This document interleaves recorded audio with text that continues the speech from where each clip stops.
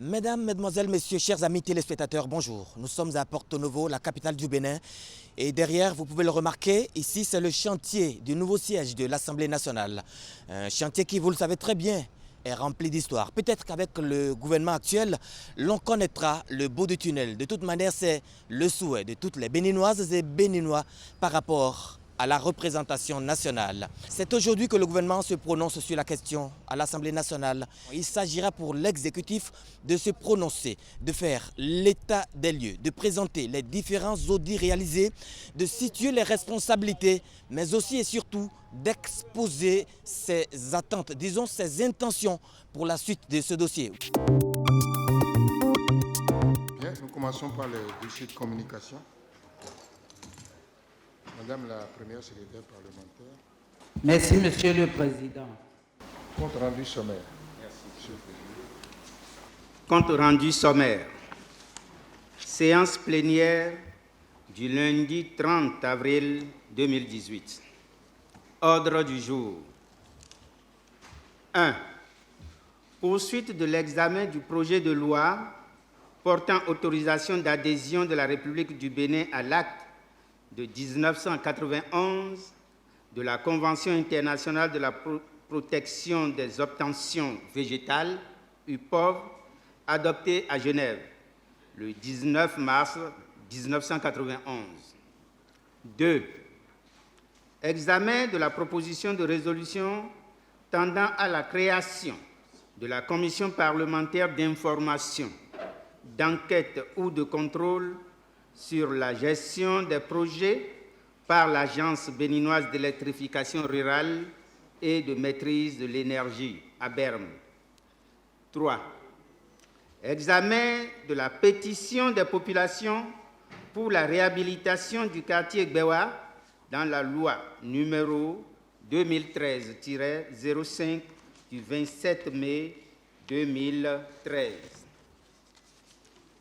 Le lundi 30 avril 2018, à partir de 14h22, s'est poursuivi au Palais des gouverneurs à Porto Novo, sous la présidence de son Excellence, Monsieur le Président de l'Assemblée nationale, Maître Adrien Umbedji, la séance plénière consacrée à l'ordre du jour susmentionné. En début de séance, la première secrétaire parlementaire, Mme Sophia Tchanou Aruna, a, sur invitation du président, donné lecture du compte rendu sommaire de la séance plénière du vendredi 27 avril 2018, qui a été adopté sans amendement. Appelant le premier point inscrit à l'ordre du jour, relatif à la poursuite de l'examen du projet de loi portant autorisation d'adhésion de la République du Bénin à l'acte de 1991 de la Convention internationale de la protection des obtentions végétales UPOV, adoptée à Genève le 19 mars 1991, le président de séance a invité le président de la Commission du plan, de l'équipement et de la production à faire le point des différentes concertations tenues entre les membres de la Commission, le gouvernement et certains députés qui le souhaitaient conformément à la décision de la plénière du vendredi 27 avril 2018. Prenant la parole, le président de la dite commission a suggéré le retrait du rapport du projet de loi en examen conformément à l'article 75 du règlement intérieur aux fins d'en améliorer la qualité et mieux éclairer les députés et l'opinion publique. Reprenant la parole, le président de l'Assemblée nationale a, après avoir consulté la plénière, procédé au report sine die de l'examen du dit rapport jusqu'au dépôt d'un nouveau rapport par la Commission. Sur ce, la séance a été suspendue à 14h32 pour sa reprise le lundi 7 mai 2018 à 10h avec les autres points inscrits à l'ordre du jour. Fait à Porto Novo le 30 avril 2018. Le président de l'Assemblée nationale, président de séance, Maître Adrien Umbedji, la première secrétaire parlementaire, secrétaire de séance, Sophia Tchanou Aruna. Merci, Monsieur le Président. Merci. Est-ce qu'il y a des propositions d'amendement à ce projet de compte-rendu sommaire? S'il n'y a pas d'amendement, le compte-rendu sommaire est adopté. L'ordre du jour appelle en point 1 la communication du gouvernement sur le siège de l'Assemblée nationale en construction. En effet, nous avons reçu du ministre de la Justice et de la Législation, garde des Sceaux, une requête datée du 30 avril 2018 aux fins de communication avec débat.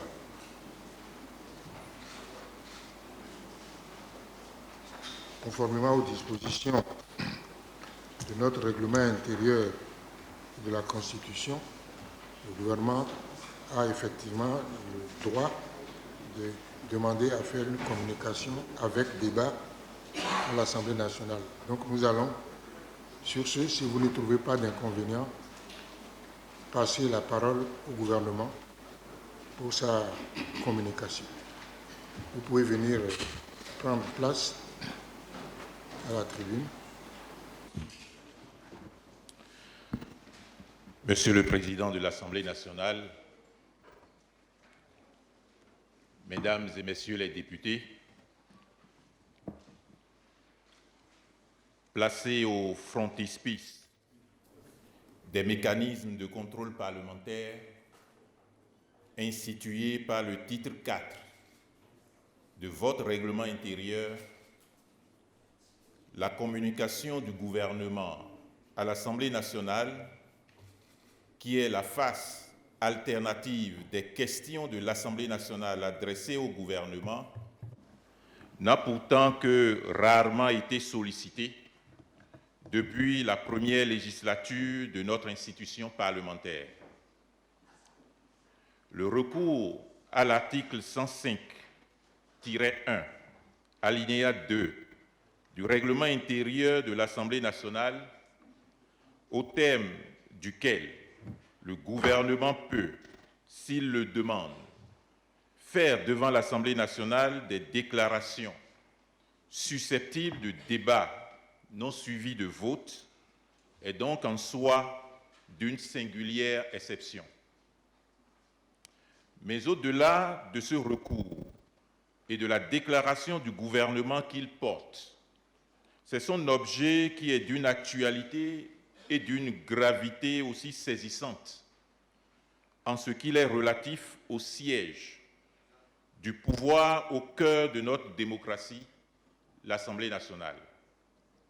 Monsieur le Président, Mesdames et Messieurs les députés, la construction à Porto Novo d'un siège à la mesure des lustres de notre Assemblée nationale et de l'importance du pouvoir législatif qu'il incarne n'est que la traduction, à cette fin, de la volonté constante de notre peuple. Pour traduire cette volonté dans les faits, le gouvernement a pris la décision d'engager la construction de ce nouveau siège. Il souviendra en effet, Mesdames et Messieurs les députés, que le projet de construction du nouveau siège de l'Assemblée nationale a été initié en 2002. Ce projet visait le noble objectif d'offrir un cadre de travail décent et moderne aux députés. Du point de vue de sa consistance, la première phase du projet est composée d'un bloc administratif, d'un hémicycle, d'une salle polyvalente, d'une infirmerie, de 5 passerelles, des guérites, du local technique et du local groupe froid. Après les études architecturales et techniques de 2006, les travaux ont effectivement démarré le 14 novembre 2008 en maîtrise d'ouvrage délégué de la CERO SA pour une durée contractuelle de 2 ans. Mais en juillet 2012, soit près de 4 années après, le projet n'était toujours pas achevé, du fait en particulier de la défaillance de l'entreprise en charge du gros œuvre, à savoir le groupement EMCR. Les travaux de ce groupement ont été dès lors mis en régie avant que le gouvernement précédent décide, en octobre 2012, d'un audit conduit par l'inspection générale du ministère chargé alors de l'urbanisme et de l'habitat. À la suite du rapport de cet audit, les travaux ont été suspendus et une expertise technique internationale complémentaire a été commanditée en janvier 2013, conduite par Bureau Veritas Bénin. Le Conseil des ministres, en ses séances des 12 et 17 septembre 2014, a autorisé la reprise des travaux conformément aux conclusions du rapport de l'audit. Le montant prévisionnel global était de 18 milliards 565 millions 50 000 francs CFA. La convention signée avec la CERO SA porte sur un montant de 16 milliards de francs CFA.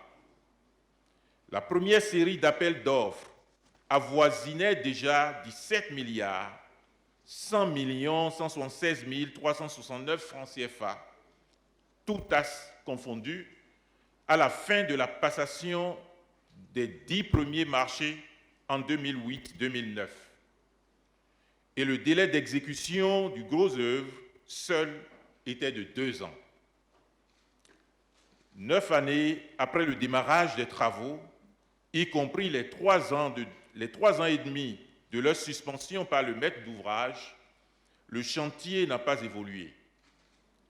Il a même été abandonné du fait de sa complexification par les procédures judiciaires dont l'une des étapes fut la condamnation de l'État à payer, au titre de différents préjudices supposés, la somme de francs CFA 32 milliards, à l'entreprise en charge des gros œuvres. Cette procédure est encore pendante devant la Cour d'appel de Cotonou. C'est en cet état que le gouvernement actuel a hérité du dossier.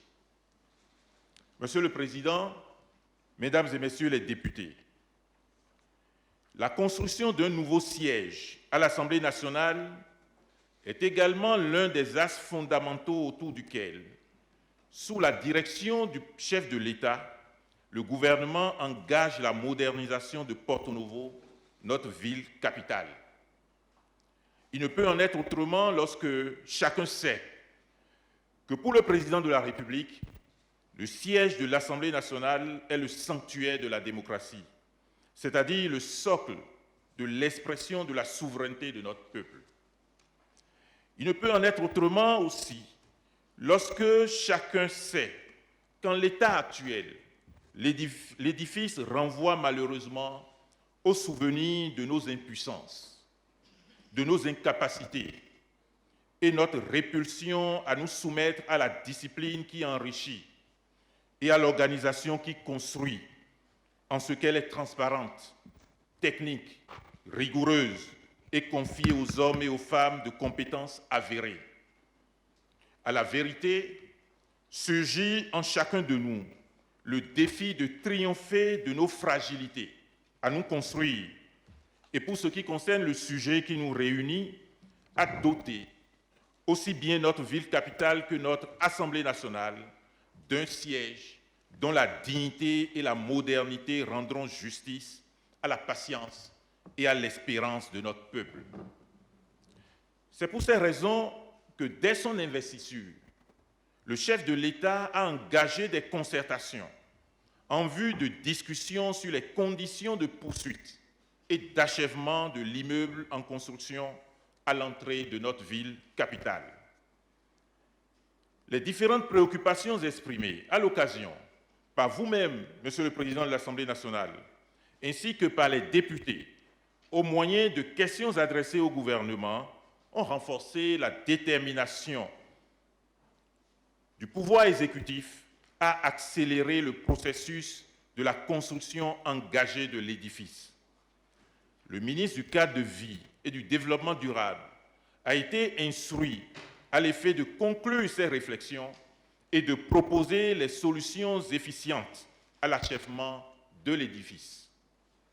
Un cabinet d'audit a été sélectionné en vue d'éclairer le gouvernement sur les conditions de la reprise des travaux sur le chantier.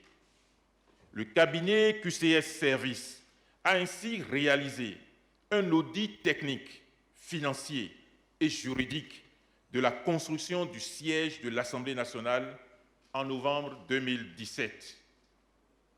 C'est pour rendre compte de ces conclusions, les conclusions de cet audit aux Béninoises et aux Béninois, que le gouvernement a choisi de s'adresser à la représentation nationale. Monsieur le Président, Mesdames et Messieurs les députés, lorsque, sous la direction de mon collègue du Cadre de vie et du Développement durable, le représentant du cabinet d'audit aura présenté les conclusions de l'étude, il reviendra à chacun de s'interroger, au-delà du choix final à recommander au gouvernement dans le cas de l'espèce, sur le modèle et les exigences d'une gouvernance qui triomphe de la fatalité, de l'amateurisme et de l'indignité culturelle. Je ne peux que me permettre de rappeler, avant de laisser la parole à mon collègue José Tonato, cet engagement inébranlable du président de la République, pris devant notre peuple à l'occasion de son investiture sur cette terre de Porto Novo, le 6 avril 2016, je le cite, « Je ferai de la lutte contre la corruption un combat de tous les instants et de tous les jours et qui n'épuiseront pas les efforts de la justice et de la société civile destinés à mettre un terme à l'impunité. À cet égard, et pour en donner le gage nécessaire, je déclare du haut de cette tribune, dit le président de la République, que non seulement je m'y suis préparé, mais j'affirme que je suis déjà prêt maintenant et tout de suite. Fin de citation. Monsieur le Président, ceci est dit afin que chacun le sache. Mesdames et Messieurs les députés, ceci est rappelé afin que plus jamais cela ne nous arrive. Je vous remercie. Monsieur le Président de l'Assemblée nationale, Mesdames et Messieurs les députés, dès l'avènement du régime du nouveau départ, le gouvernement a pris la décision d'achever définitivement les travaux de construction du nouveau siège de l'Assemblée nationale, qui n'ont que trop duré et qui avaient déjà connu moult péripéties. Une commission interministérielle a été mise en place pour proposer au gouvernement les voies et moyens techniques et financiers optimaux pour atteindre cet objectif. Le Conseil des ministres a pris connaissance des conclusions et recommandations en examinant le rapport de la Commission dès sa séance du 4 novembre 2016. Le gouvernement a également répondu à une interpellation de la représentation nationale sur le même sujet le 5 janvier 2017.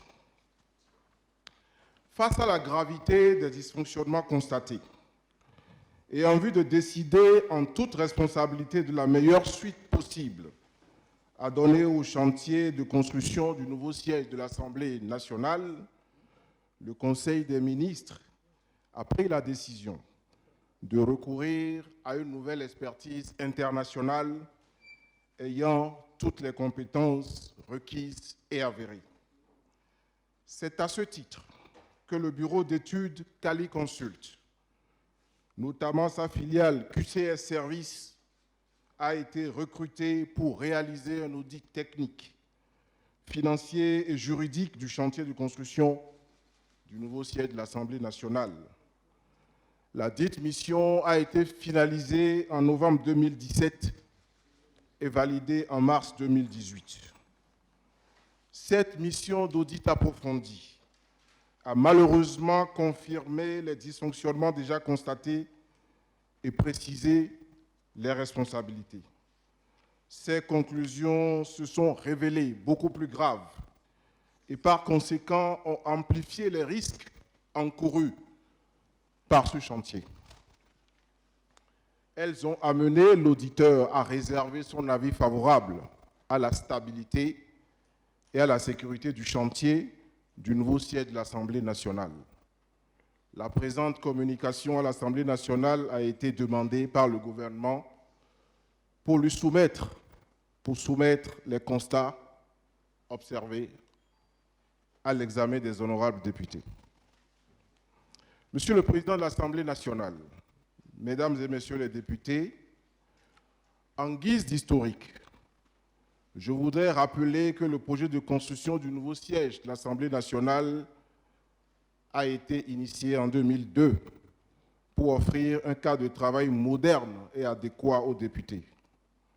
La première phase du projet, objet du chantier en cours de réalisation, comprend un bloc administratif, un hémicycle, une salle polyvalente, une infirmerie, 5 passerelles, des guérites, un local technique et un local groupe froid. Après les études architecturales et techniques, initialement menées par le groupement Trophée, les travaux ont démarré le 14 novembre 2008 en maîtrise d'ouvrage déléguée confiée à la CERO SA pour une durée contractuelle de 2 ans. Socotec Bénin a été retenu pour assurer le contrôle technique. En juillet 2012, les travaux du lot Gros œuvres ont été mis en régie à la suite de la défaillance de l'entreprise GEE du groupement d'entreprises EMCR, attributaire du dit lot. En octobre 2012, un audit conduit par l'inspection générale de l'ex-ministère de l'Urbanisme, de l'Habitat et de l'Assainissement, MUA, a conclu à la suspension des travaux. Les principaux intervenants, CERO SA, Groupement Trophée, entreprise GEE, ont été placés sous mandat de dépôt. En janvier 2013, une expertise technique internationale complémentaire a été confiée au bureau Veritas Bénin. Cette mission a recommandé la reprise et la poursuite des travaux, décision qui a été validée par les conseils des ministres des 12 et 17 septembre 2014. Les travaux ont été poursuivis sans l'implication du groupement d'entreprises EMCR en charge du gros œuvre. À l'issue de l'audit réalisé par QCS Services, après analyse des éléments collectés ou constatés, plusieurs dysfonctionnements plus graves les uns que les autres ont été à la base des préjudices physiques, financiers et judiciaires qui ont fondamentalement impacté de manière négative l'évolution du chantier du nouveau siège de l'Assemblée nationale et ont compromis son bon aboutissement.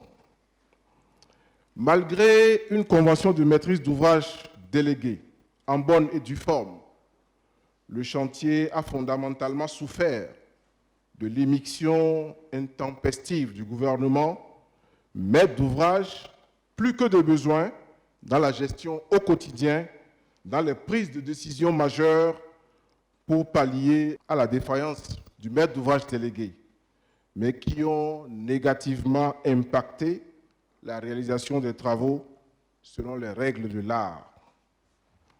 Dès le début du processus, l'ex-MUA a mis en place une commission de dépouillement des offres des entreprises, se substituant au MOD en violation des clauses contractuelles contenues dans la Convention. Toutes les suspensions des travaux ont été décrétées par le maître d'ouvrage et contribuer à démobiliser tous les acteurs du projet. La CERO-SA, maître d'ouvrage délégué à charge de la réalisation du projet, n'a pas correctement assuré la fonction d'ordonnancement, de pilotage et de coordination du projet. Elle a fait montre de carences graves, ayant occasionné la non-maîtrise du coût et du délai d'achèvement de ce projet relativement complexe, et ce, malgré la mise en exécution des conclusions du rapport du Bureau Veritas, notamment en ce qui concerne le recrutement d'un assistant OPC. La plupart des marchés passés par le MOD n'ont pas été entérinés par la Direction nationale de contrôle des marchés publics, conformément aux dispositions du Code des marchés publics. La CERO s'est contentée d'avis de non-objection du maître d'ouvrage.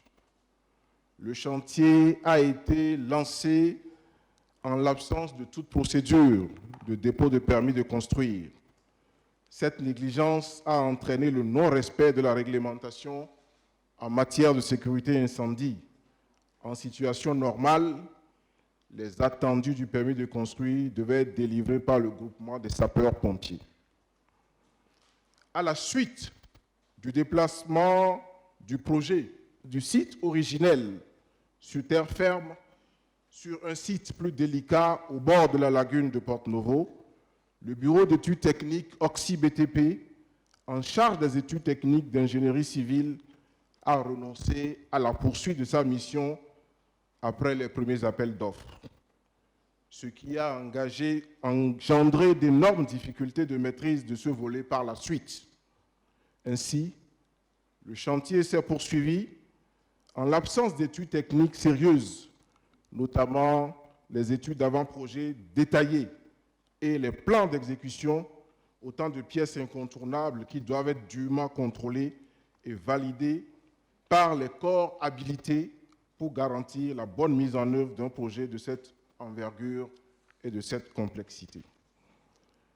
Les multiples désordres de construction ont été répertoriés dans la partie audit technique du rapport. Ces malfaçons remettent fondamentalement en cause la stabilité du bâtiment administratif R+4 et de l'hémicycle qui doivent être traités aujourd'hui avec un contrôle rigoureux et exhaustif avant toute poursuite des travaux. La qualité de plusieurs ouvrages du lot gros œuvre reste préoccupante. Des ouvrages ont été exécutés avant l'approbation des plans d'exécution. La passerelle reliant le bloc infirmerie à l'hémicycle s'est effondrée le 11 décembre 2011. Aucun rapport d'expertise justifiant les causes réelles de cet effondrement n'a été mis à la disposition de l'inspection générale du ministère. Des erreurs d'implantation des poteaux servant d'appui à la charpente, de positionnement et d'alignement des murs, des poutres et des poteaux sur les façades, d'aplomb au niveau des voiles, de la trémie des cages d'escalier. Toutes ces anomalies ont déjà nécessité des reprises de travaux dans des conditions techniques et contractuelles assez floues. Monsieur le Président de l'Assemblée nationale, Mesdames et Messieurs les députés, vous comprendrez que des plans et des documents graphiques ont été abandonnés à la seule initiative et expertise des entreprises qui n'ont pas toujours été soumis à l'approbation des structures techniques compétentes, notamment le Bureau de contrôle technique Socotec. Ces derniers n'offraient plus depuis longtemps toutes les garanties techniques et juridiques nécessaires à sa mission ainsi qu'à la bonne conduite de ce chantier dans les règles de l'art et les conditions optimales de sécurité. En l'absence de permis de construire, Socotec n'a pas cru devoir alerter de ce manquement très préjudiciable pour la sécurité incendie du projet, ni produire, comme l'exige son contrat et son cahier des charges, un rapport initial de contrôle technique au titre de son marché. Ce rapport devait avoir pour but d'informer les entreprises sur tous les aléas dont la prévention est à rechercher au regard des exigences essentielles à prendre en compte, l'ensemble des ouvrages, équipements à réaliser, ainsi que toutes les installations à mettre en place, les parties de structure et celles enterrées, tous les domaines d'intervention en matière de prévention des aléas techniques au regard des exigences essentielles à respecter. En effet, l'effectif total de l'hémicycle, établissement recevant du public, est de 749 personnes, soit un ERP de type L de deuxième catégorie. Le bloc administratif est classé code du travail avec un plancher bas du dernier niveau à plus de 8 mètres. Ce classement s'obtient auprès des services de prévention, notamment le groupement des sapeurs-pompiers, après demande de permis et à la rédaction de la notice de sécurité par le maître d'œuvre. Il a été constaté que ni le bloc administratif, ni l'hémicycle n'ont la stabilité nécessaire au feu, ni la solidité de structure nécessaire pour permettre une évacuation des occupants en cas d'incendie. Le système de sécurité incendie SSI que propose CEIB, je veux dire l'entreprise CEIB, a peut-être été validé par le bureau d'études techniques qui accompagne le groupement Trophée, mais n'a nullement fait l'objet de validation de la structure prescripteur, notamment le groupement des sapeurs-pompiers. Il en est de même pour tous les moyens de secours du projet. Du fait de l'absence d'études abouties dûment approuvées, tous les lots du projet ont enregistré des travaux supplémentaires de manière incontrôlée. Ce sont les mêmes raisons qui ont engendré d'énormes malfaçons constatées sur les travaux du gros œuvre exécutés par le groupement EMCR. Cette situation a été aggravée par l'embauche à la petite semaine de centaines de tâcherons pour suppléer à la démission de cette entreprise et occasionner des travaux supplémentaires sur ce lot. Le projet a été conçu depuis 2006. Plusieurs lots ont été mis aux normes, valides lors de la reprise, sans études sérieuses, pour qu'après réalisation, les équipements ne soient pas dépassés. La mauvaise nature du sol du nouveau site, du fait de la proximité de la lagune, nécessite des fondations spéciales, notamment des pieux à une profondeur adéquate, donc des ouvrages qui requièrent une grande technicité et coûtent relativement cher. Devant ces difficultés, il a été demandé à l'entreprise de faire le choix de colonnes ballastées sur lesquelles un radier général a été posé. À l'étape de cette décision, l'entreprise et le corps de contrôle n'avaient aucune compétence pour calculer, exécuter et réceptionner ce type de fondation. Aujourd'hui, le radier poinçonne à plusieurs endroits du fait d'une répartition déséquilibrée des charges et peut céder à tout moment. Les terrassements et les VRD ont aussi connu des travaux supplémentaires. Ils ont été finalement confiés au génie militaire sans contrat à ce jour. Sur le plan financier et juridique, la troisième convention pour les travaux était d'un montant de 16 milliards de nos francs TTC, pour un délai d'exécution de 2 ans. Les 2 premières conventions étaient consacrées aux études architecturales et techniques, ainsi qu'au dédommagement des présumés propriétaires du nouveau site. Le coût global du premier appel d'offres des travaux avoisinait déjà 17 milliards 100 millions 176 369 francs à la fin de la passation des 10 premiers marchés en 2008-2009, contre un montant prévisionnel de 18 milliards 565 millions 50 000 francs CFA. Le point des coûts supplémentaires dû aux différentes réévaluations s'élève à un total de 8 milliards 776 millions 698 911 francs de surcoût au projet dû à la suspension, au retard dans sa réalisation et à une saisie de fonds, non compris les coûts liés aux procédures judiciaires pendantes. Contentieux, 2 598 143 338 francs. Actualisation de 15,8% due à l'arrêt des travaux sur recommandation du bureau Veritas Bénin.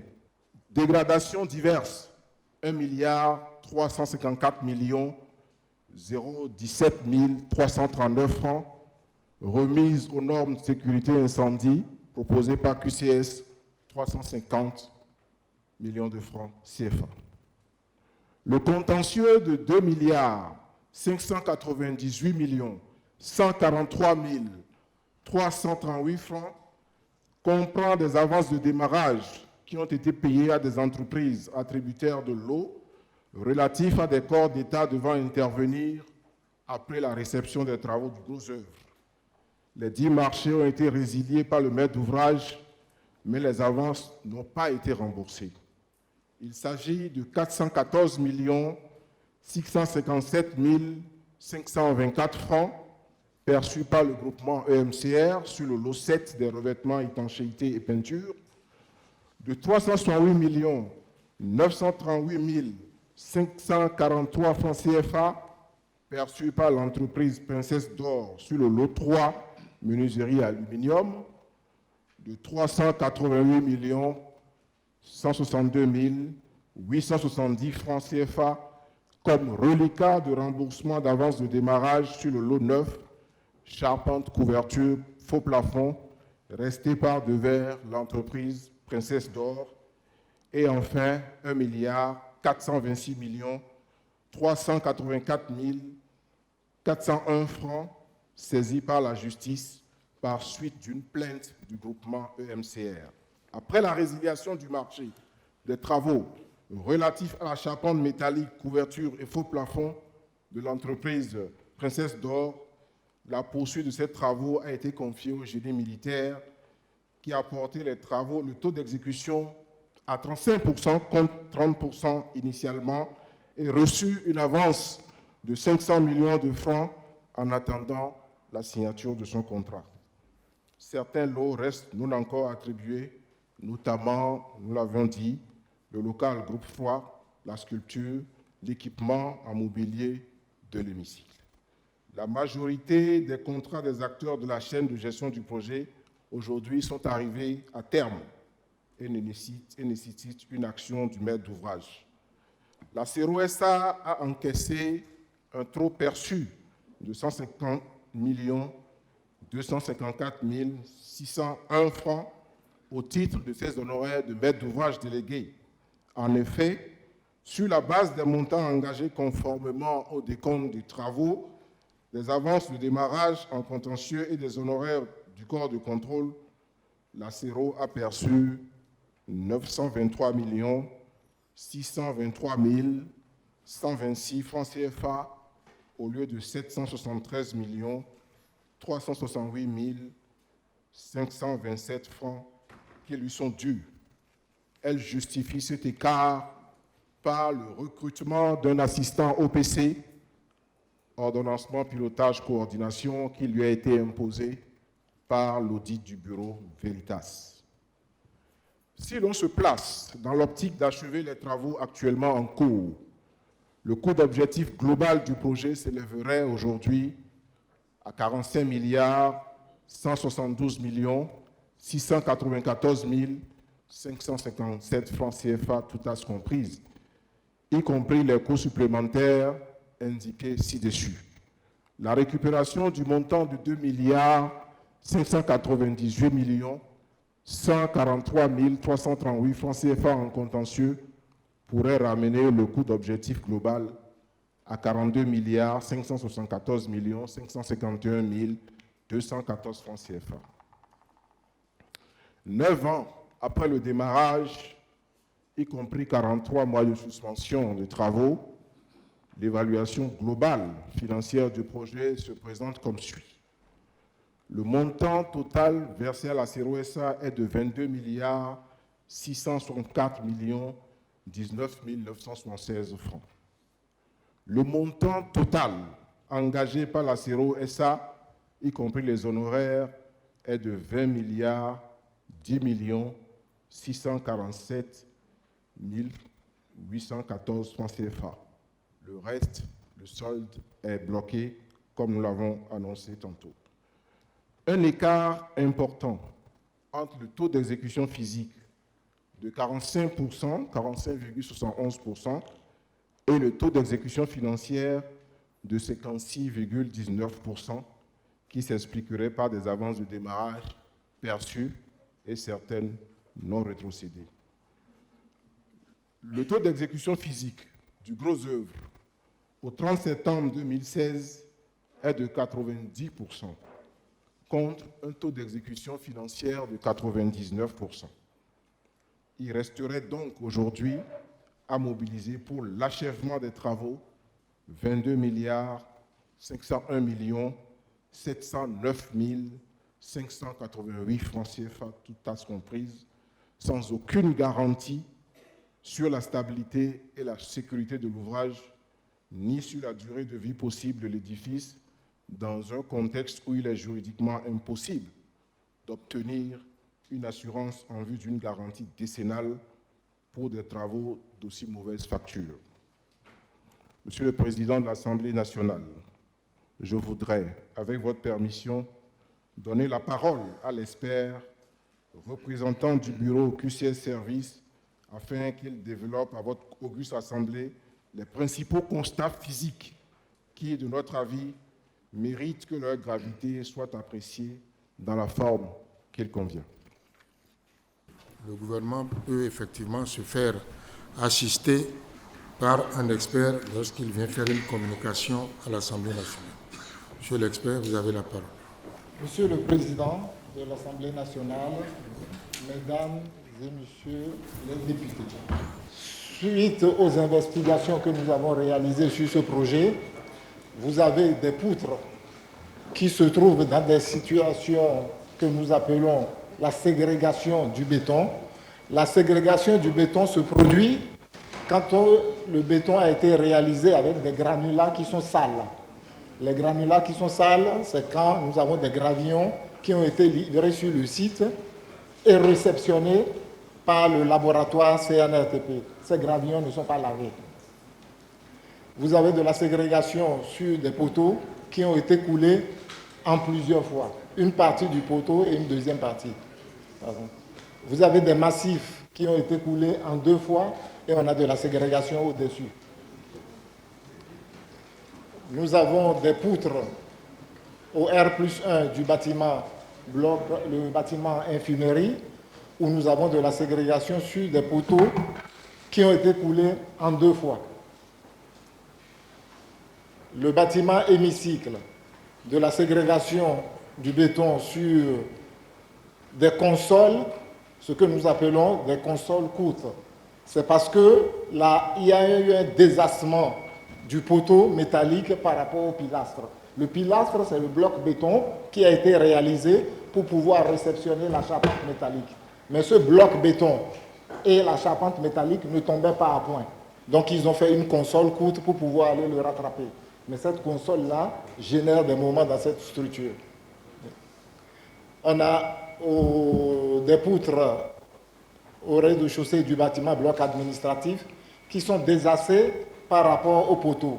Vous avez le poteau qui est là et la poutre qui est un peu plus reculée. La poutre ne transmet pas les charges directement sur le poteau. Et donc cela génère des moments. Mais le poteau n'est pas dimensionné pour reprendre ces moments-là. On a des poteaux qui sont au rez-de-chaussée du bloc administratif. On a des ségrégations en pied du poteau. Donc vous comprenez bien que ces poteaux ont perdu leur capacité importante. C'est des poteaux qui, aujourd'hui, n'ont pas une résistance en pied. C'est la même chose. La résistance, nous la mesurons avec un scléromètre. Et au moment où on mesure ces résistances-là, on voit que la note de calcul, parce qu'il y a une note de calcul qui est produite quand on fait les calculs en béton armé, et les notes de calcul, la résistance qu'on a, elle est vraiment inférieure à la note de calcul.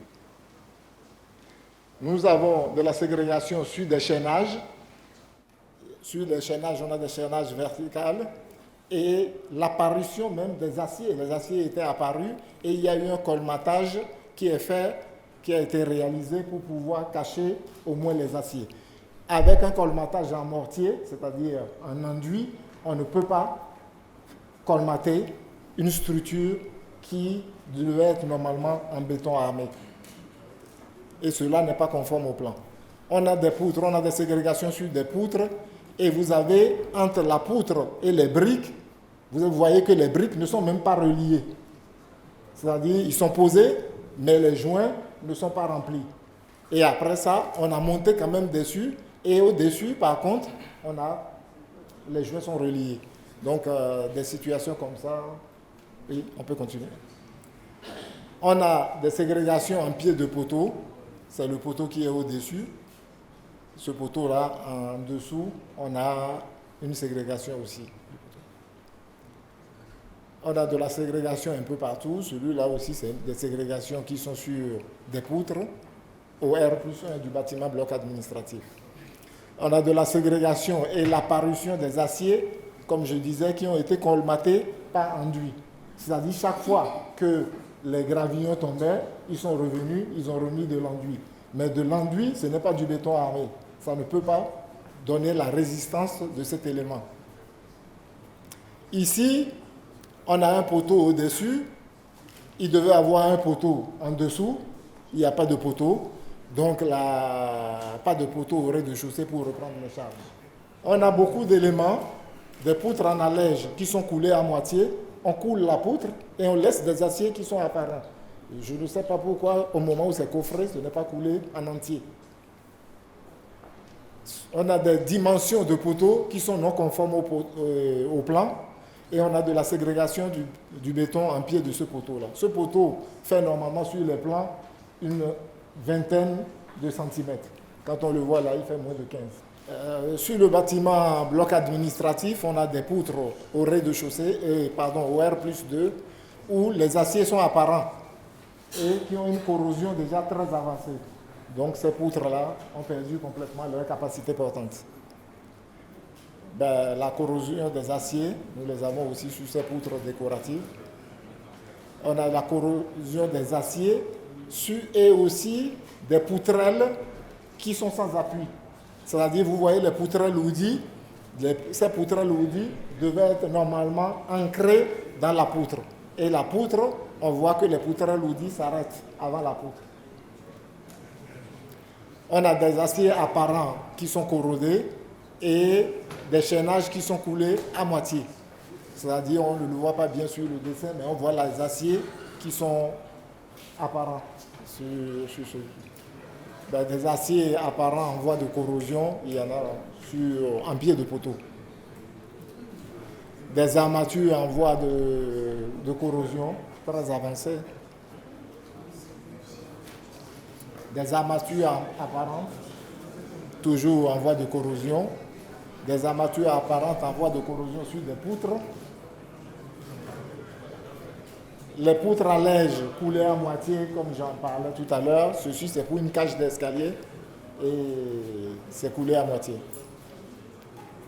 Donc, on a des poutres, comme je disais, cette poutre au R+1, la poutre, elle n'est pas d'abord axée, mais en plus, elle a des aciers qui sont apparents, des aciers qui sont apparents et corrodés. Des poutres au R+1 dans le bâtiment toujours bloc administratif, les aciers sont apparents et la corrosion est très avancée dessus. On a des planchers, c'est des poutres planchers qui forment une allège en sous-face. On a des aciers qui sont corrodés, c'est toujours sur le bloc administratif. Ici, ségrégation du béton pour la poutre et qui ont été colmatés aussi par les enduits. Et comme je disais, vous voyez des briques qui sont posées. Ces briques-là ne sont pas reliées entre elles, mais ils sont quand même posés. Donc on a sur les poteaux décoratifs, sur la zone C du bâtiment bloc administratif, on a des aciers apparents. Et pourquoi? Parce qu'on n'a pas d'enrobage. Il devait avoir un enrobage pour pouvoir protéger les aciers. La même chose toujours au R+4. Et ici, c'est intéressant, on a 2 poutres qui ont été réalisées, 2 poutres, il y a une poutre en haut et une poutre en bas, qui ont été réalisées avec un espace de 8 cm. Pourquoi 2 poutres? Ce n'est pas conforme au plan parce que sur les plans, il n'y a qu'une poutre. Et là, on a 2 poutres qui ont été réalisées. La même chose, les 2 poutres qui sont superposées et on fait un remplissage en papin. Les papins, c'est les briques que vous avez. Et on est venu faire un remplissage. Les poutres du plancher R+3, la zone D du bloc administratif, les poutrelles ne sont pas ancrées sur les poutres. Et les aciers de la poutre, les aciers sont apparents et corrodés. Beaucoup de poutrelles, on a des poutrelles sans appui. Il y a même une des briques, c'est ce que nous appelons les ourdis. Il y a une déjà qui est tombée. Il y a un ourdi, qui est déjà tombé et les autres vont suivre. Donc on a sur le bâtiment administratif, on a des poutres non conformes au plan et des poutrelles qui sont sans appui. Et on a des aciers apparents, comme vous le voyez. On a des poutrelles non centrées. Vous avez le poteau et la poutre devait arriver à l'as du poteau. Mais la poutre, elle est sur le côté du poteau. On a ce que nous appelons les sans continuité. C'est qu'on a des poutres, des poteaux qui commencent en haut et ils n'ont pas de continuité en bas. Des acrotères, c'est-à-dire on est sur le plancher, le dernier plancher, le plancher R+5. Sur ce plancher, puisqu'on a des patios, ils ont créé des acrotères. Et ces acrotères devaient avoir des joints de fractionnement. Ces joints de fractionnement n'ont pas été réalisés. Aujourd'hui, tous ces acrotères il y a des présences de fissures. Tous ces acrotères sont fissurés. On a des aciers apparents qui sont colmatés par enduit. L'enduit même déjà est fissuré, donc ça va encore tomber. On a des poteaux. Ici, c'est des cages d'escalier. Il y a les 7 cages d'escalier dans ce bâtiment. Les 7 cages d'escalier ont été démolies et reconstruites. Ont été démolies suite au rapport de Veritas. À la reconstruction, la cage d'escalier est réalisée, mais les poteaux pour supporter la cage d'escalier ne sont pas réalisés. On a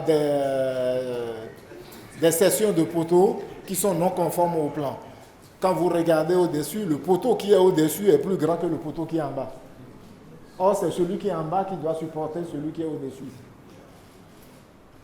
On a des poutres qui sont réalisées à fleur du poteau. On a prévu des attentes. Le poteau devait être comme le poteau qu'on a la poutre devait être comme la poutre qu'on a au-dessus. C'est des poutres qui devaient être à l'as du poteau. Mais la poutre a été réalisée un peu plus loin, après l'attente. Nous avons des cages d'escalier où tous les aciers sont apparents et corrodés. Ce plancher, c'est l'un des planchers qui ont créé les problèmes de poinçonnement que nous avons aujourd'hui. Ce plancher a été coulé pour une deuxième fois après la recommandation du rapport du bureau Veritas. C'est des planchers qui ont été déjà cassés et reconstruits. À la reconstruction de ce plancher, les poutrelles ourdis que vous voyez, qui sont dans ce sens et qui sont déjà très mal réalisées, puisqu'on voit tous les aciers qui sont corrodés, mais ces poutrelles ourdis, normalement, devaient être alignées dans l'autre sens, c'est-à-dire dans le petit sens. C'est ce que nous appelons le sens porteur. Le sens porteur doit être dans le petit sens.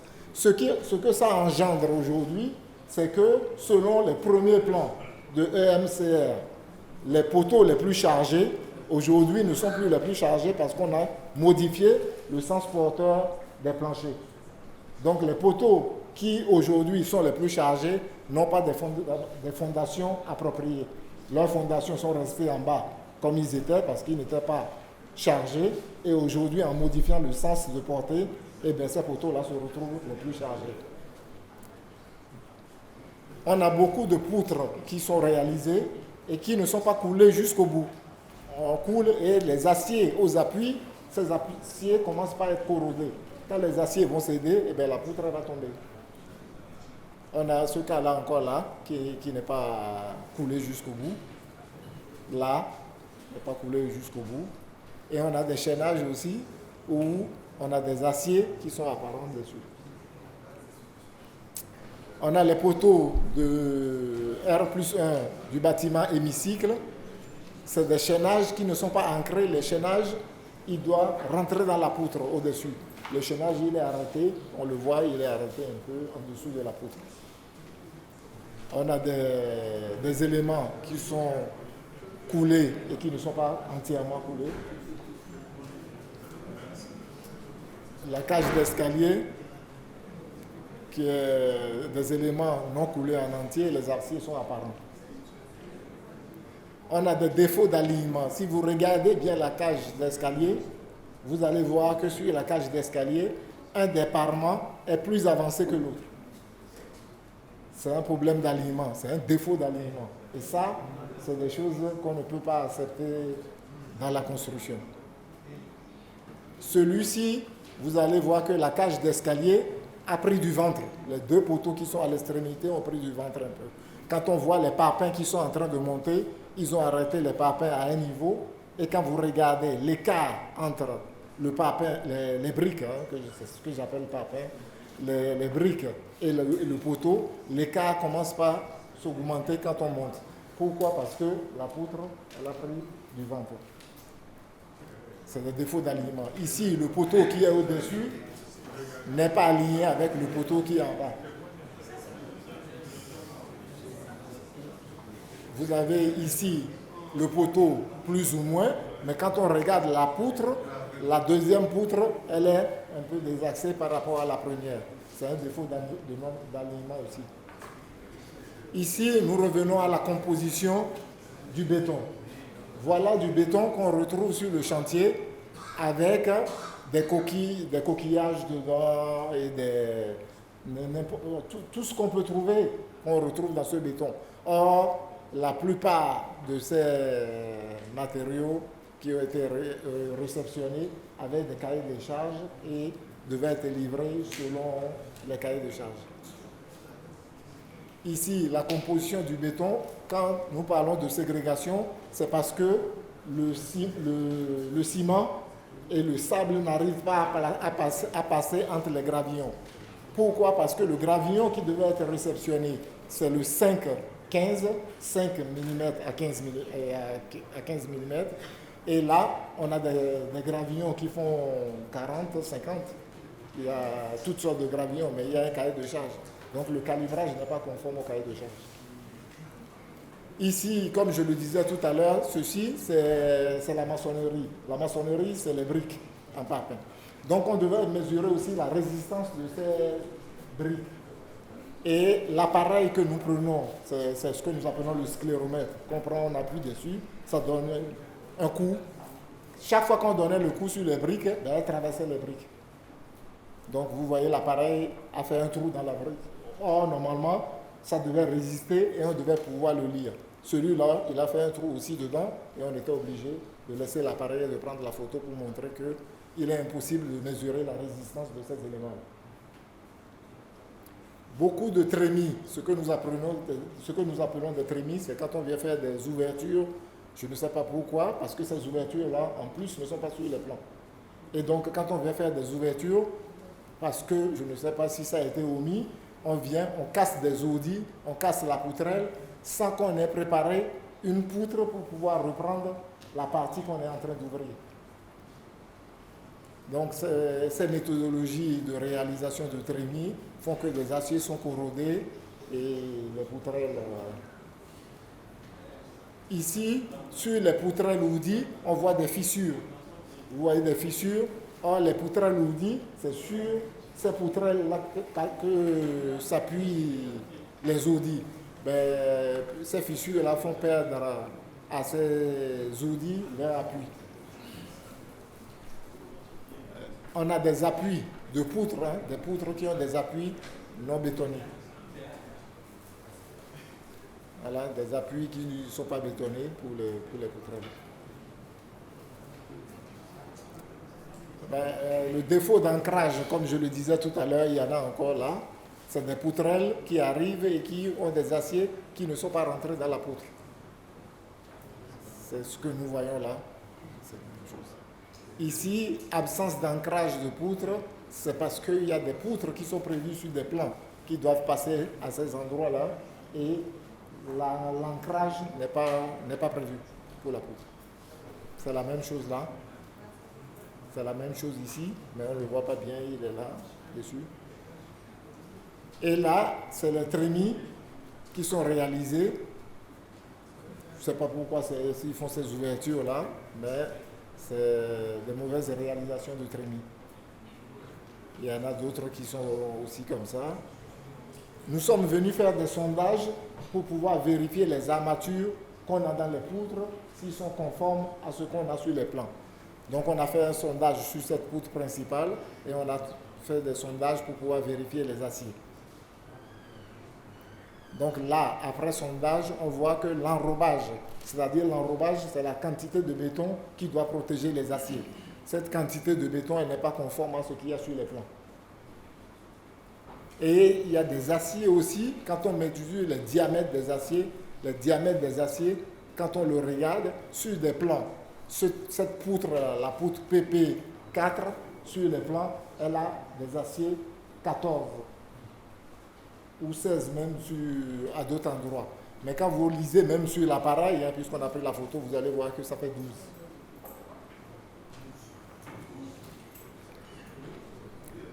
Et on a des aciers de cadre qui sont inférieurs à 6 mm. Or, les aciers de cadre, normalement, sont de 6 mm. Les appuis, on a vérifié la poutre principale, on a vérifié la seconde qui est dans le sens opposé. On a fait des sondages aussi sur cette poutre-là. Là aussi, on a un problème d'enrobage. Et on a vérifié aussi les aciers qui sont inférieurs à ce qui est indiqué sur le plan. On a des problèmes avec, comme je disais tout à l'heure, il y a l'implantation des pilastres ou des poteaux qui devaient supporter la charpente métallique qui vient dessus. Et là, quand on regarde, on voit qu'il y a une platine qui est en pied de la charpente métallique. Les boulons qui doivent fixer cette platine à la structure béton, ces boulons sont sur le côté. Ils ne sont pas à l'intérieur, ils devaient être coulés dans la poutre, dans le poteau béton. Mais ces boulons sont complètement à l'extérieur. Donc il est posé dessus simplement. On a la platine ici qui est désaxée par rapport au pilastre, par rapport au poteau qui supporte la charpente. On a ici le même problème de boulons. Les boulons de la platine ne sont pas fixés sur la poutre métallique que vous voyez. On voit les boulons qui sont à l'extérieur. Or, pour qu'on boulonne, il faut que ce soit serré dans celui qui est en dessous. Défaut de mise en œuvre des poutres. Cette poutre-là, elle a été coulée en 2 fois. Vous avez une partie où on voit les aciers sont apparents et corrodés, mais il y a une recharge qui a été faite dessus. C'est toujours la même poutre, on voit des aciers qui sont corrodés dessus. Ici, on a cette même poutre-là qui arrive sur un mur.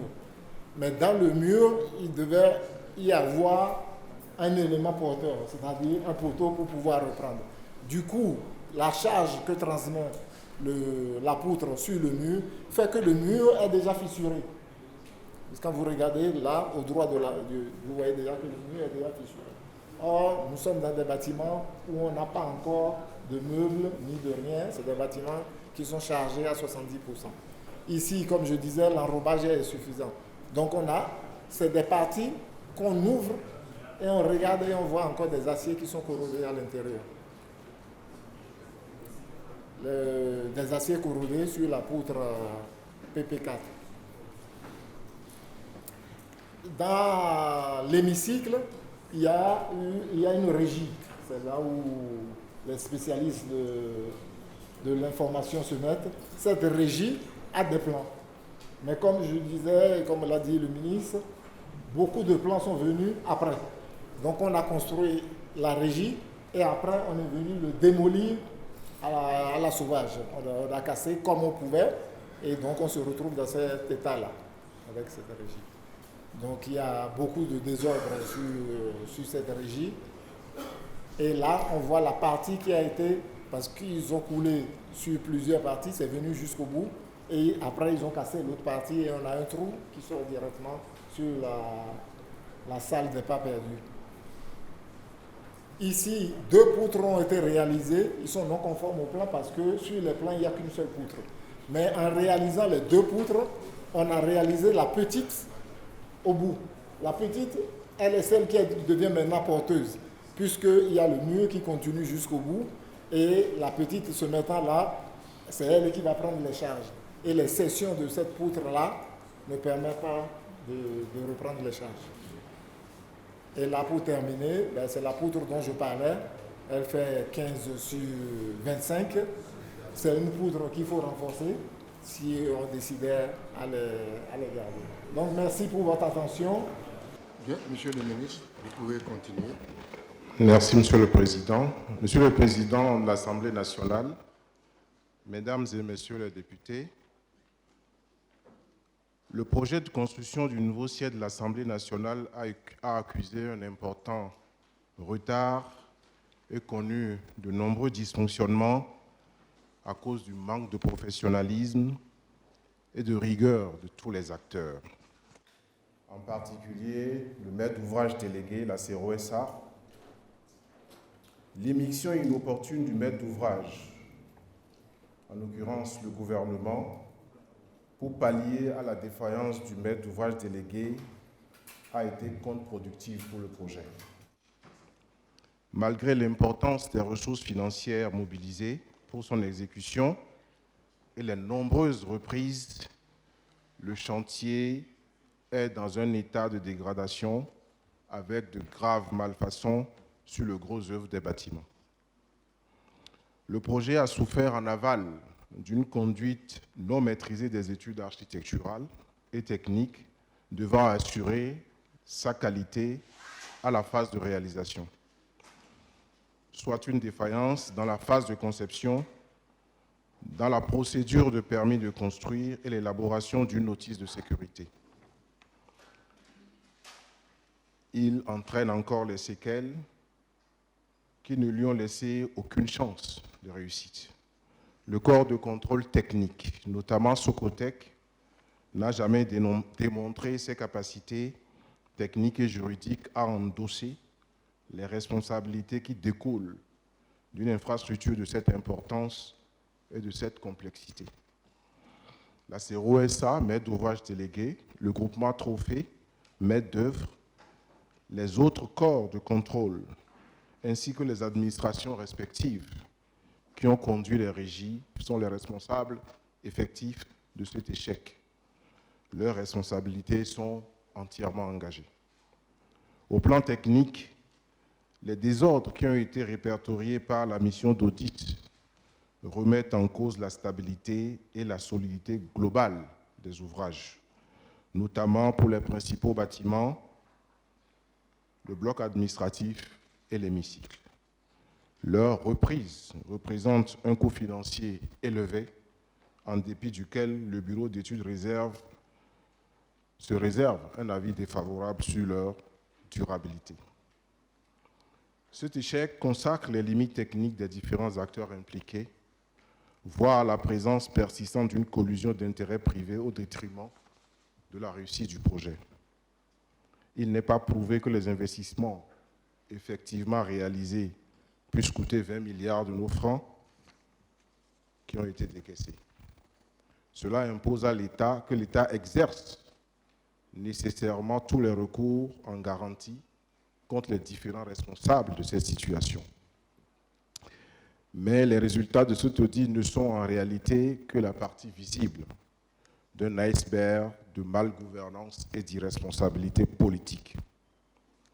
Les autorités ayant conduit ce projet ont en effet trahi les objectifs et failli à leur mission par amateurisme matiné d'un manque de sérieux dans la prise des décisions et dans l'exécution de celles-ci. comme le chantier de l'Assemblée nationale, plusieurs projets qui ont malheureusement connu le triste sort d'éléphant blanc du fait de la démission des politiques à qui le peuple a confié le soin d'améliorer leurs conditions de vie. On pourrait citer quelques-uns de ces projets comme la centrale thermique de Maria Agleta, les logements sociaux du don japonais ventilés et éparpillés dans la brousse, 650 logements économiques inachevés, complètement dégradés sur les 10 000, le siège de la Haute Autorité de l'audiovisuel et de la communication en chantier depuis une décennie, la maison des fédérations de l'UNAFRICA, et j'en passe. La négligence, la mauvaise gestion des responsabilités publiques, la conscience, renonciation aux procédés techniques universellement reconnus, à un recours aux professionnels avérés et expérimentés, ont produit ce solde catastrophique d'un bâtiment, je veux parler de celui de l'Assemblée nationale, qui est déjà, hélas, dans une dégradation avancée. On peut donc juger les opérationnels de ce projet, mais on ne peut pas occulter la responsabilité évidente et malfaisante des politiques qui l'ont impulsé. Mesdames et messieurs les députés, le gouvernement reste attentif à vos recommandations décisives et responsables, ainsi qu'à votre contribution pertinente, afin qu'ensemble, notre nation triomphe de cette fatalité. Je vous remercie. Voilà, le temps de parole, en fonction du nombre d'intervenants, sera réparti par groupe parlementaire. C'est une discipline à laquelle nous allons devoir nous plier. Donc nous allons donner la parole en premier au groupe parlementaire Le Peuple d'abord. Bien, vous avez la parole, cher collègue Garba. Merci, Monsieur le Président. Le dossier du siège qui nous a été présenté aujourd'hui, même si vous êtes de l'opposition, vous devez reconnaître que tout ce qu'on a eu droit comme explication, eh bien, si c'était notre maison qui est ainsi construite, nous n'allons pas aimer. Monsieur le Président, je voudrais dire donc que l'audit qu'on nous a présenté, s'il est conforme au premier audit qu'on avait déjà fait pour dire qu'on peut continuer les travaux sur le bâtiment, eh bien, ça veut dire qu'il y a eu véritablement du désordre. Il faut reconnaître effectivement qu'il y a eu les normes qui ne sont pas respectées. Mais, Monsieur le Président, si nous allons à une conclusion selon laquelle il s'agit de l'ancien gouvernement, alors là, je suis en train de comprendre que l'ancien gouvernement a eu beaucoup d'acteurs qui sont aujourd'hui parlementaires et qui sont là, dont la responsabilité est aussi engagée. Parce que lorsque vous prenez part à un conseil de ministres, où votre gouvernement, ou l'exécutif a eu affaire à prendre des décisions, si vous étiez présent et que vous avez accordé, vous avez marqué par votre accord, si vous n'avez pas accepté de démissionner, eh bien, c'est que vous êtes aussi responsable de tout ce que nous remarquons. Monsieur le Président, je voudrais dire, en réalité, l'expérience de mérotomie, c'est-à-dire, lorsque vous venez à sectionner une cellule, vous vous rendez compte que la partie qui contient le noyau régénère, mais la partie qui ne contient pas dégénère. Qu'est-ce que je veux dire par là? Ils sont punissables, les cadres du ministère de cadre de vie. C'est eux qui ont conçu. C'est eux qui ont conçu. Et aujourd'hui, ils ne sont pas dédouanables. Lorsque, en maître d'ouvrage, ils ont pris les prérogatives du maître d'ouvrage délégué. Lorsque le ministère du cadre de vie, de l'urbanisme à l'époque, lorsqu'ils acceptent de choisir à la place du maître d'ouvrage délégué, ils choisissent le contrôle et ils ne font rien, eh bien, ce sont ces cadres-là qui sont punissables. Nous devons reconnaître que c'est celui qui ne fait rien, qui ne se trompe pas. C'est vrai. Mais en réalité, c'est leur responsabilité qui est le plus engagée. Et je suis navré de savoir que la société marocaine qui s'est occupée, qui a fait tout ce désordre et qui reprend encore pour demander un dédommagement de 32 milliards, Monsieur le Président, je suis déçu. Je suis entièrement déçu. Monsieur le Président, je voudrais dire que le nouveau gouvernement prenne le taureau par les cornes pour situer davantage les responsabilités. Je suis entièrement d'accord qu'ils choisissent de reprendre un autre siège là où il le faut et qu'ils veillent à ce que les sous du contribuable soient bien gérés. Qu'on tienne compte de ceux qui étaient là, qu'ils aient agi directement ou pas. Et l'autre chose pour finir, Monsieur le Président, je voudrais savoir comment peut-on construire le siège de l'Assemblée sans que l'institution parlementaire ne soit impliquée, ne serait-ce qu'à un niveau. C'est embêtant. J'ai fait toutes les enquêtes possibles et je sais que le Parlement n'est pas impliqué ni dans le contrôle, ni dans quoi que ce soit. C'est pour ça, je voudrais souhaiter, si le gouvernement choisissait de reprendre le siège ailleurs, que notre Parlement soit bien impliqué, ne serait-ce que pour le suivi des travaux. Je vous remercie, Monsieur le Président. Bien. Nous allons donner la parole à l'UN. Vous avez la parole. Votre groupe a 17 minutes. Merci, Monsieur le Président de l'Assemblée nationale. Quand on a vu les images de tout à l'heure, Monsieur le Président, vraiment, j'ai la fièvre et je pleure. Parce qu'effectivement, il y a de quoi pleurer. Mais je pleure, Monsieur le Président, ce n'est pas des larmes de crocodile. Je pleure la saignée. Je pleure ce siphonnage organisé au sommet de l'État. Monsieur le Président, le poisson pourrit par la tête. C'est la tête le coupable. Parce que s'il y a pourriture, il faut aller viser la tête. Et on a vu la tête sous l'ancien pouvoir, sur ce chantier, sur ce même chantier, donner des ordres et des contre-ordres aux techniciens chargés donc de la réalisation de ces travaux. Les images existent. Je voudrais demander au gouvernement d'aller jusqu'au bout. Les entreprises ont été citées, qu'on nous dise ceux qui sont derrière ces entreprises-là. Parce que très bientôt, les gens se mettront en bande organisée pour crier acharnement.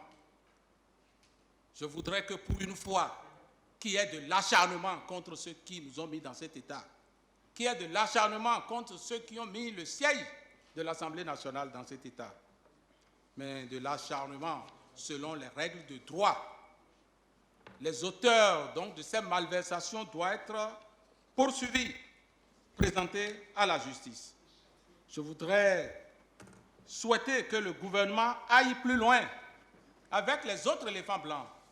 On les a cités ici tout à l'heure. Les logements sociaux. Nous avons eu à consentir des prêts ici pour les logements sociaux qu'on n'a pas utilisés. Des maisons qui ont été abandonnées, mais même qui n'ont pas été réalisées.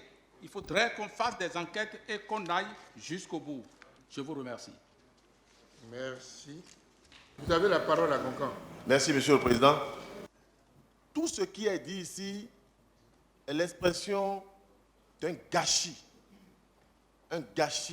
lié à une gouvernance bâclée, une gouvernance approximative. Il y a eu collision d'intérêts privés au détriment des intérêts de la nation, au détriment des intérêts du peuple. Tout est parti du dossier d'appel d'offres.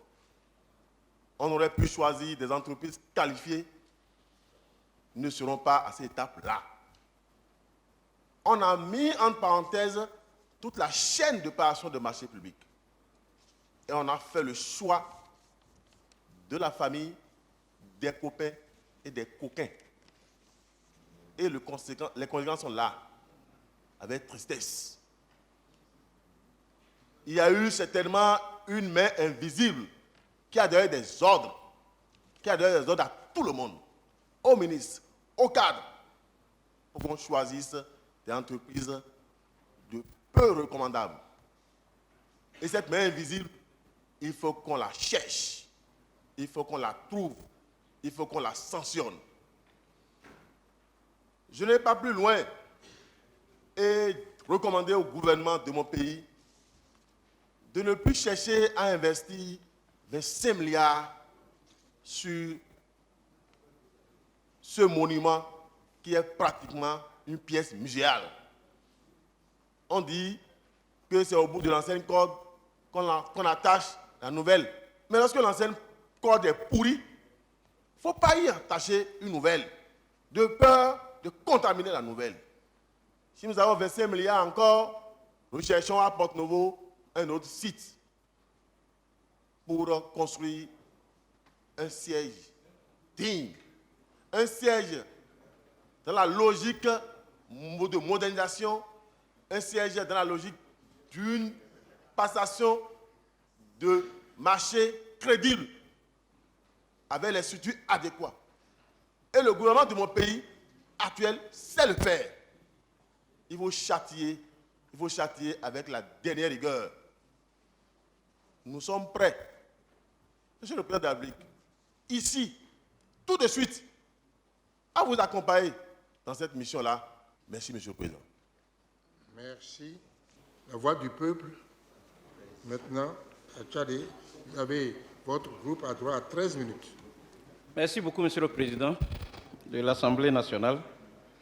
Monsieur le Président, je voudrais à mon tour féliciter le gouvernement pour ce travail d'audit. Les fruits ont tenu la promesse des fleurs, les résultats sont là et ils sont très compréhensifs.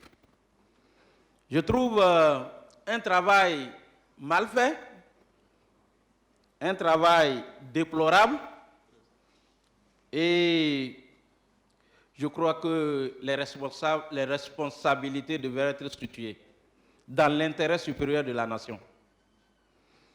Et j'étais la dernière fois avec vous, Monsieur le Président, et quand le président de la République a bien voulu rencontrer la conférence des présidents, et il avait pris cet engagement-là, que les responsabilités soient situées. J'ai vu en lui une bonne volonté, et que le Bénin, notre pays, est un bon siège, un siège qui sied bien à notre Assemblée. Parce que nous tous, autant que nous sommes ici, nous avons honte lorsque nous avons des hôtes de marque qui viennent nous visiter ici et qu'on les confine dans cette chambre. Je crois que nous tous, on a honte. Et Monsieur le Président, je voudrais dire que parfois je ne comprends pas. Je ne comprends pas que, après tout ce qui s'est passé sous l'Ancien Régime, après plusieurs audits, plusieurs contrôles, qu'on ait eu même droit au contrôle d'une structure internationale, Veritas, qui se dit leader mondial en test, inspection et certification, et que cette structure internationale dise que ce bâtiment-là, on pouvait le continuer, et que ça respecte les normes, et qu'on peut le continuer. Et ça a amené encore notre République à mettre encore des moyens, à mettre encore des sous du contribuable dans ce bâtiment, alors qu'on a eu recours à une expertise internationale. Et quelques années après, présentement, qu'on ait un autre audit avec un autre expert qui dise qu'on ne peut pas continuer, on ne peut pas garantir le bâtiment qui est là. Je me demande qu'est-ce qui se passe. Monsieur le Président, moi je retiens ici la responsabilité majeure de nos cadres. Et je peine parfois quand je vais reconnaître que l'actuel président a raison quand il parle de désert de compétences. Je peine à le dire. Et je sais ce que je dis. Donc, qu'au niveau du ministère de l'Environnement d'antan, qu'on n'ait pas des gens, qu'on n'ait pas des cadres capables de nous aider à sortir ce bâtiment-là, quel que soit le lieu où on le construit, je crois que la République doit être inquiète, Monsieur le Président. Monsieur le Président, je me fonde sur ce que j'ai vu pour dire que la responsabilité du maître d'ouvrage délégué est engagée. Pour dire que la responsabilité du contrôle est engagée. Parce que, chers amis, le président de la République ne viendra pas tenir la truelle ici. Le président de la République ne viendra pas monter les briques ici. Celui qui est chargé de le faire, c'est le maître d'ouvrage délégué, c'est le contrôle. Mais quand on veut trouver les responsabilités ailleurs, par le jeu politique, je crois que c'est facile. On peut dire tout ce qu'on veut aujourd'hui, mais tant qu'on ne prendra pas conscience que lorsqu'on vous donne un travail, que vous devez mener à bien ce travail, Monsieur le Président, ce que nous avons vécu, on va continuer de le vivre. C'est pourquoi je demande qu'on recherche effectivement les responsabilités et que ces responsabilités-là soient punies.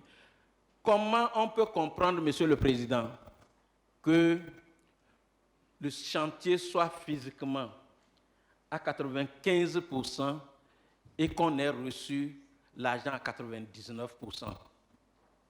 Sur quelle base ça peut se passer? Comment peut-on comprendre, Monsieur le Président, avec le code du marché que nous avons, que des entreprises n'aient pas de caution, de bonne fin d'exécution et qu'ils aient des avances et qu'ils aient réalisé le marché? Comment ça peut se comprendre? Ça fait partie des responsabilités. Parce que si on ne peut pas réceptionner le marché, en principe, on doit réaliser la caution de l'entreprise qui a fait le travail. Comment se fait-il que c'est aujourd'hui l'État qui doit verser près de 32 milliards à l'entreprise qui a mal fait le travail que nous tous nous avons vu? Monsieur le Président, je voudrais que nous tous, qu'on puisse prendre conscience de ce que notre pays, pour qu'il évolue, que nous tous, nous devons être responsables. Pour finir, je voudrais demander la nouvelle structure qui a audité ce bâtiment. Sur quelle base cette structure a été recrutée et quel peut être le cahier des charges? Parce que dans ce pays, on a les ministres par rapport à ce chantier, je me rappelle, Monsieur le Président, puisque ce n'est pas la première communication du gouvernement par rapport à ce chantier. Des ministres ont été placés en garde à vue. Des ministres, dans cette assemblée, on a autorisé la poursuite des ministres à la Haute Cour de justice par rapport à ce dossier. Donc, Monsieur le Président, je voudrais vous remercier pour ce temps de parole et merci bien. Merci, l'honorable Akade. Bien, Bus. Merci, Monsieur le Président. Au nom du groupe parlementaire Bénin Uni et Solidaire, je voudrais féliciter le gouvernement pour la qualité de la communication et surtout sur l'objet de cette communication, à savoir le chantier inachevé du siège de l'Assemblée nationale. Monsieur le Président, Lorsqu'on suit le rapport d'audit, on constate qu'il y a, bien entendu, des audits antérieurs qui ont évoqué un certain nombre d'insuffisances en rapport avec ce bâtiment, que la reprise des travaux n'a pas respecté les résultats et les consignes et recommandations données par le cabinet d'expertise Veritas. Monsieur le Président, un chantier abandonné se détériore. Et je me réjouis d'ailleurs qu'on n'ait pas accéléré les choses pour terminer le chantier, parce qu'on n'aurait pas vu un grand nombre de défauts en rapport avec l'armature globale du chantier.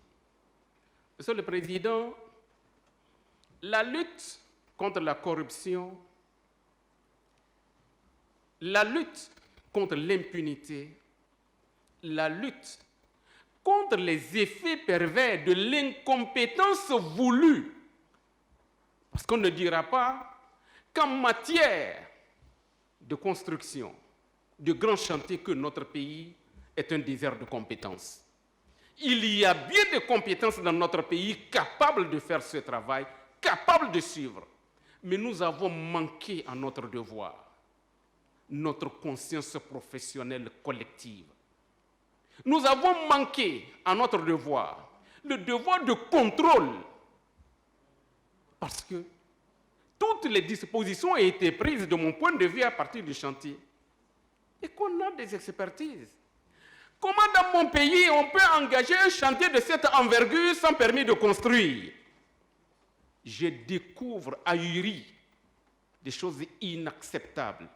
Je voudrais dire, au nom du groupe parlementaire Bénin Uni et Solidaire, que le gouvernement devra poursuivre et situer les responsabilités, prendre les sanctions qui s'imposent, quelle que soit la personne concernée. Ici n'est pas question de parler en termes de minorité ou de majorité. Il est question de notre pays, de notre République. Il est question aussi de la vie future des parlementaires qui vont siéger là-bas. Cette honte, Monsieur le Président, je voudrais inviter les uns et les autres ici à accompagner un gouvernement qui dit « Je veux mettre fin à l'impunité ». Le gouvernement antérieur a tenté, n'a pas fini, n'a pas pu. Il est maintenant urgent que nous accompagnions ce gouvernement, le gouvernement du président Talon, pour qu'ensemble, nous puissions mener ce combat contre l'impunité et qu'enfin, notre pays reprenne sa place, de mon point de vue, dans le concert des nations, comme un pays respectueux des droits, transparent et engagé pour la lutte contre l'impunité. Et je vous remercie. Bien, groupe Uniped. Monsieur le Président, le recours à l'article 105.1 du règlement intérieur de l'Assemblée nationale pour une communication du gouvernement est exceptionnel, vous l'avez dit, Monsieur le ministre, chargé de la justice, mais il faut en faire usage plus fréquemment pour marquer la volonté de bonne gouvernance, de transparence et de bonne collaboration du gouvernement avec l'Assemblée nationale. Deuxièmement, ce dossier de construction du nouveau siège de l'Assemblée nationale est d'une gravité inqualifiable. J'ose dire que c'est tout simplement un scandale, un crime qui ne saurait rester impuni. Les faits qui sont relatés à travers votre communication, messieurs les ministres, nous ont profondément choqués, au point que nous nous demandons si nous avons eu affaire à un État ou à un gouvernement.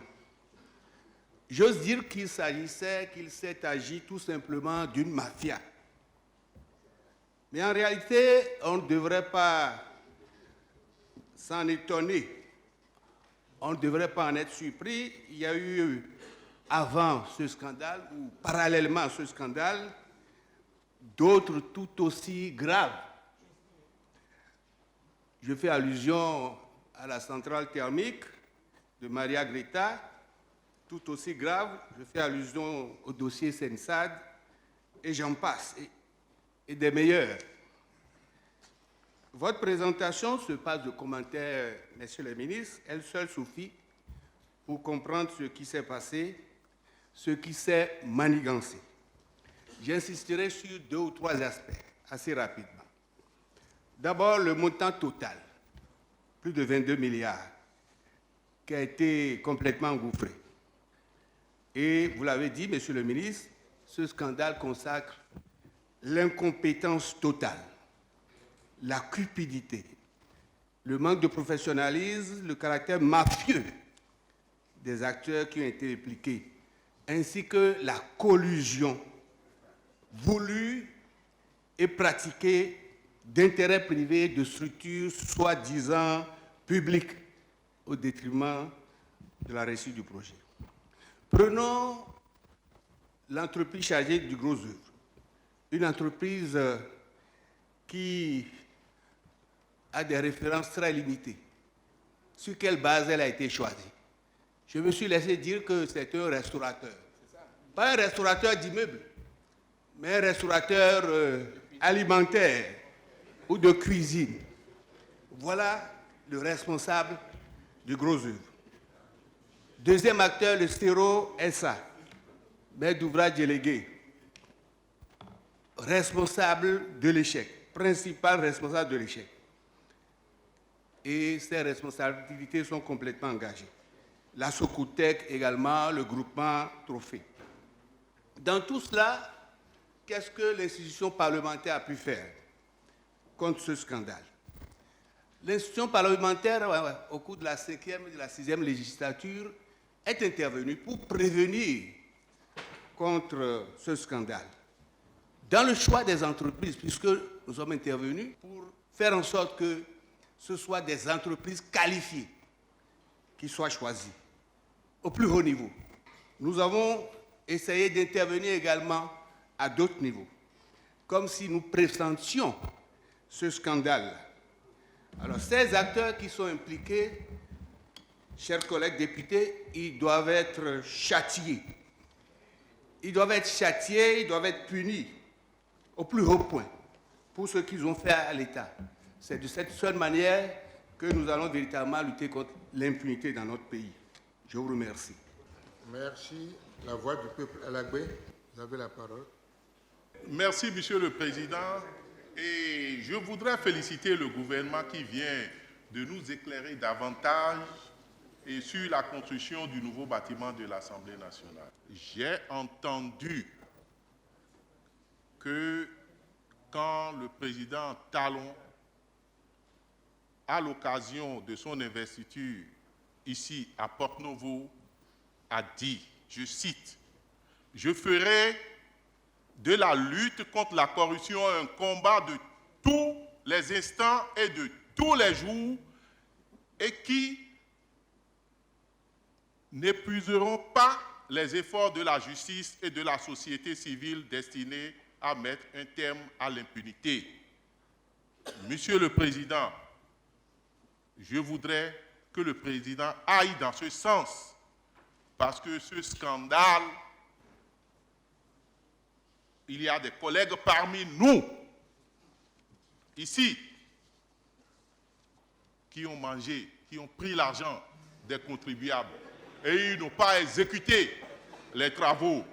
Donc, je voudrais que le président de la République arrive à les traîner. Et également les cadres qui sont venus nous présenter. Même s'il y a nos collègues dedans, nous sommes prêts à enlever leur humilité pour qu'ils puissent répondre. Merci, Monsieur le Président. Nous allons passer à un non-inscrit. Honorable Djima Ouyawitome. Je croyais que le désastre se limitait à Maria Greta au Sensad, alors qu'il y a d'autres plus graves. C'est sûr que demain, d'autres désastres vont encore sortir de terre. Et ce à quoi, moi, je m'en tiens surtout, c'est que ce bâtiment soit réfectionné en bon monument pour matérialiser la lutte contre la corruption, les crimes économiques. Il faut que je sois érigé en monument pour matérialiser cette lutte. Aussi, tous ceux qui sont impliqués de près ou de loin, par personne interposée, que tout cela soit puni avec la dernière rigueur. Si c'est la chasse aux sorcières, que cette chasse-là commence dès maintenant. Je vous remercie. Groupe parlementaire PRD, vous avez la parole. Merci, Monsieur le Président. De 2007 jusqu'en 2016, nous avons toujours dit que la roue de l'histoire tourne. Et elle a finalement tourné. Elle a tourné sur des dossiers. Et le principal est celui relatif à la construction du siège de l'Assemblée nationale, qui désormais est classé musée national de la honte et de la corruption, et qui n'est que le reflet de la gouvernance sous le président Yahi Boni. Oui, Monsieur le Président, à y voir de près des dossiers à scandale comme celui-là, ça fait légion en République du Bénin. Je peux citer le dossier Saint-Sad avec, à la clé, le bradage des domaines publics, l'aéroport de Tourou, dans la Brousse, à Parakou, les routes construites en 5 ans et qui se dégradent totalement, et j'en passe. Monsieur le Président nous a parlé d'un rapport d'audit du cabinet Veritas et qui demande de poursuivre les travaux. Monsieur le Président, nous savons ce qui se passe en ce moment-là. Je voudrais demander si, est-ce qu'en temps, ce rapport n'a pas été tronqué par ceux que nous savons et qui n'avaient que pour manie de changer les documents. Par conséquent, je demande humblement au gouvernement actuel de nous donner acte en publiant intégralement le rapport de ce cabinet Veritas. Monsieur le Président, nous sommes là, nous allons accompagner le gouvernement et le président Talon à mener une lutte implacable contre l'impunité, la corruption, parce que nous avons besoin de laisser à notre pays, à nos enfants, un pays suffisamment respectable et digne. Je vous remercie. Bien, groupe Agir pour le Bénin. Vous avez 13 minutes en tout. Monsieur le Président,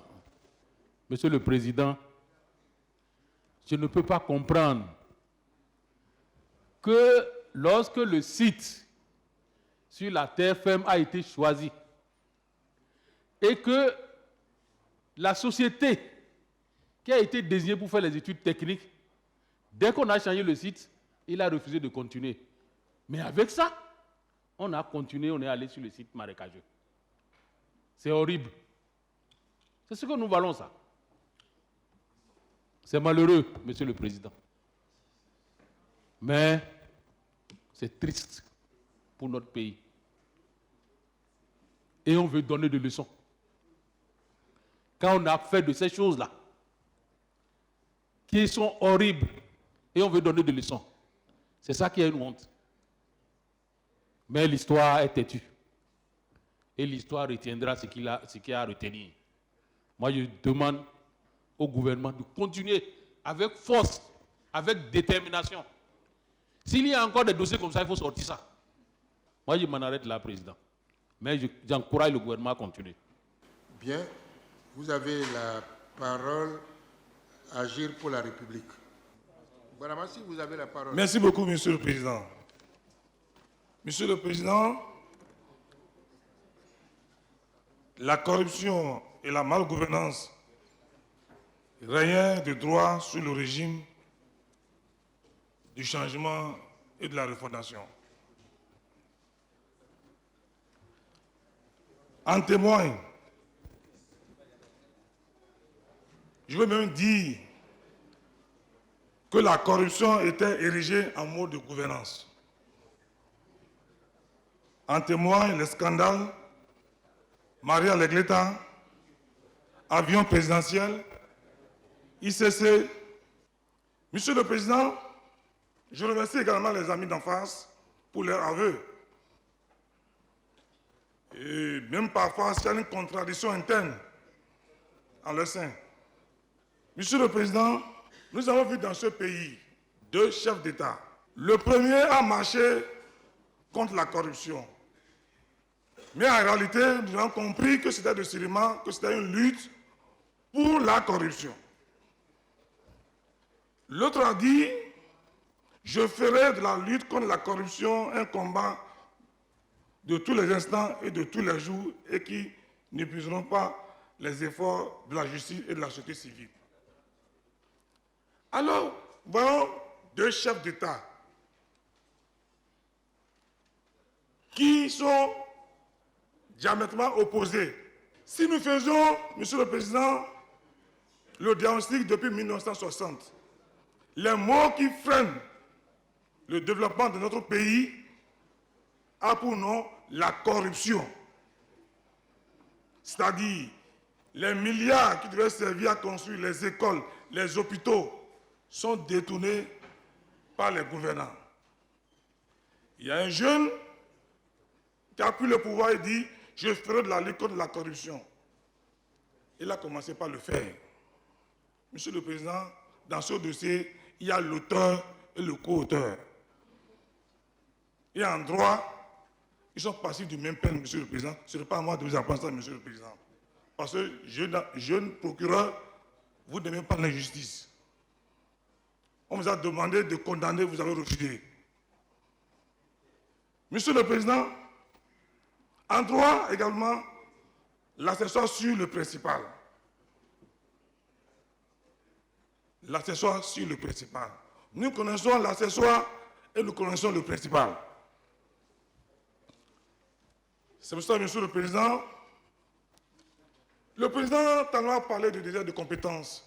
Mais je ne sais pas ce qui gêne. Le président Kérékou, paix à son âme, mon cher papa, a dit dans ce pays que les intellectuels étaient tarés. Mais personne n'a rien dit. Il revient aux intellectuels, on dit qu'il se sent mauvais, se mousse, de prouver le contraire au président Patrice Talon pour dire nous ne sommes pas incompétents. Nous avons la compétence.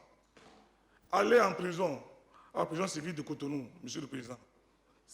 C'est les cadres, les intellectuels qui ont détourné des milliards qui sont en prison. Ce ne sont pas les analphabètes. On peut être intellectuel, on peut être titulaire de diplôme et ne pas intellectuel. Parce que pour moi, l'intellectuel, c'est la capacité de mettre en exergue ses réflexes et le mettre au service du peuple. Moi, je pense que c'est juste la fin de confusion entre l'intellectuel et le titulaire de diplôme. Alors, laissez le président Patrice Talon aller jusqu'au bout. Ce qui se passe dans ce pays, Monsieur le Président, c'est suffisamment grave. Alors, si les gens ne se reprochent rien, ils ne qu'à se mettre à la disposition de la justice. Ce qui se passe présentement, c'est un crime. C'est un crime contre les populations de Porto-Novo, mais un crime contre le Bénin. Donc, Monsieur le Président, moi je demande au gouvernement du président Patrice Talon d'aller jusqu'au bout et que les responsabilités soient situées. Que les responsabilités soient situées. Sinon, Monsieur le Président, ça ira mal. Le peuple va se révolter. Merci beaucoup. Merci. Vous avez utilisé 8 minutes. Il reste 5 minutes à votre groupe.